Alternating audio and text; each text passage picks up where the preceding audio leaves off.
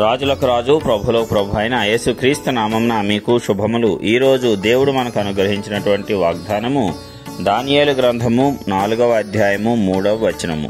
ఆయన సూచక క్రియలు ఎంతో బ్రహ్మాండమైనవి, ఆయన అద్భుతములు ఎంతో ఘనమైనవి. ఆయన రాజ్యము శాశ్వత రాజ్యము, ఆయన ఆధిపత్యము తరతరములు నిల్చుచున్నది. ప్రియులారా, ఈ వాక్య ధ్యానాన్ని సందర్భాన్ని మనం గమనించినట్లయితే రాజు అయినటువంటి నెబుకద్నెజరు, అప్పటికి ఈ ప్రపంచంలో బలమైనటువంటి రాజుగా ఉన్నటువంటి నెబుకద్నెజరు దేవుని యొక్క గొప్పతనాన్ని తెలుసుకొని సకల జనులకు, దేశస్థులకు, ఆయా భాషలు మాట్లాడు వారికి ఎలాగూ చెప్తున్నాడంట.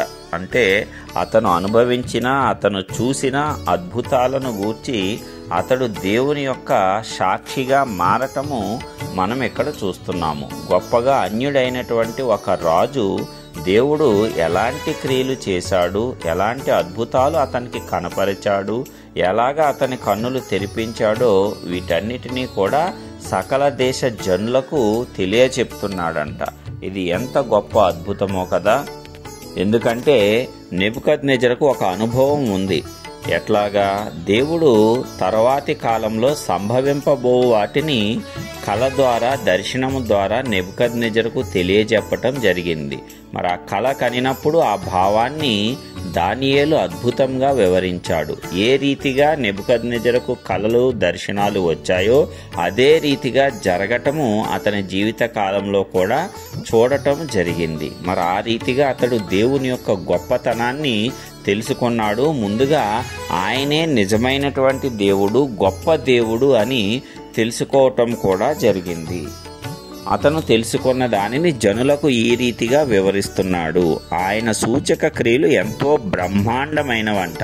అంటే జరగబో వాటికి ముందే ఆయన సూచనలు ఇస్తాడు అని నెబుకద్నెజరు కనుక్కోగలిగాడు. అదేవిధంగా ఆయన అద్భుతములు ఎంతో ఘనమైనవి, ఆయన రాజ్యము శాశ్వత రాజ్యము. ఎందుకంటే మరి అతను షడ్రకు, మేషకు, అబేద్నెగోలను అగ్నిగుండంలో పడవేయించినప్పుడు అద్భుత రీతిగా దేవుడు 4వ వాడుగా ప్రత్యక్షమై అక్కడ వారిని కాపాడటం అనేది చూశాడు. మరి అంత గొప్పగా చూసినప్పుడు దేవుడు ఎలాగూ తన యొక్క బిడ్డలను కాపాడుకుంటాడో తెలుసుకోగలిగాడు. ఆ రీతిగా ఏ ఒక్క దేవుడు, దేవత చేసి ఉండలేదు అన్న సంగతిని కూడా అతను గ్రహించాడు. అందుకే ఆయన యొక్క అద్భుతములు ఎంతో ఘనమైనవని కూడా తెలియజెప్పటం జరిగింది.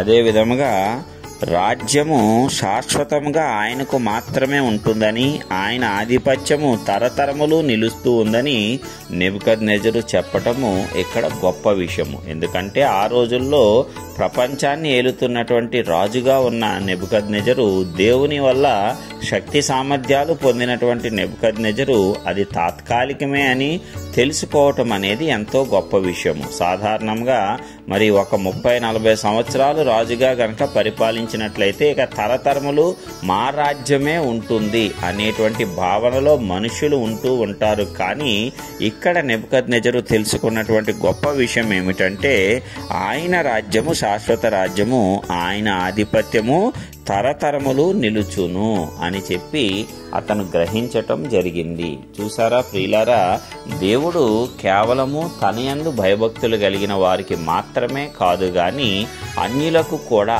తన యొక్క గొప్పతనాన్ని తెలియజేస్తున్నాడు. సత్యాన్ని గ్రహించేలాగా వారికి సమస్త విషయాలతో కూడా వివరించి చెప్తూ ఉన్నాడు.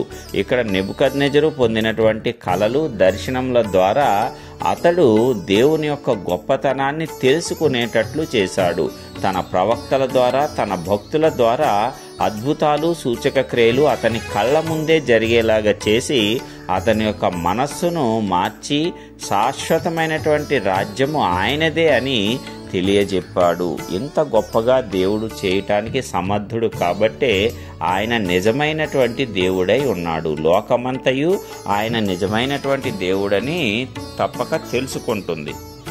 ఒక అన్య దేశపు రాజుకే లేక అన్యుడైనటువంటి ఒక రాజుకే దేవుడు ఈ రీతిగా బయలుపరుచుకున్నప్పుడు అతను సకల జనులకు, దేశస్థులకు, ఆయా భాషలు మాట్లాడే వారికి కూడా చెప్తున్నాడంట. అంటే ఒక సాక్షిగా దేవునికి మారిపోయాడు. మరి దేవుని యందు విశ్వాసం ఉంచినటువంటి నీవు నేను ప్రతిరోజు దేవుని ద్వారా అద్భుతాలు పొందుతూ అద్భుత రీతిగా జీవిస్తూ ఉన్నటువంటి మనమందరము కూడా ఇంకా ఎంత గొప్పగా దేవునికి సాక్షులుగా మారాలి, ఇంకా ఎంత గొప్పగా దేవుని యొక్క అద్భుతాలను వివరించి చెప్పాలి. ప్రతిరోజు మన జీవితంలో దేవుడు చేస్తున్నటువంటి అద్భుత ఆశ్చర్య కార్యములను సకల జనులకు వివరించి చెప్పవలసిన అవసరం ఎంతైనా ఉంది. కాబట్టి ప్రియులారా, ఈ వాక్య ధ్యానం ద్వారా, ఈ వాగ్దానం ద్వారా మనము పొందినటువంటి జ్ఞానాన్ని, దేవుడు మనకు అనుగ్రహించినటువంటి కృపను మనమందరము కూడా సకల జనులకు ప్రకటిద్దాము. సకల జనులకు దేవుని యొక్క గొప్పతనాన్ని తెలియజేసి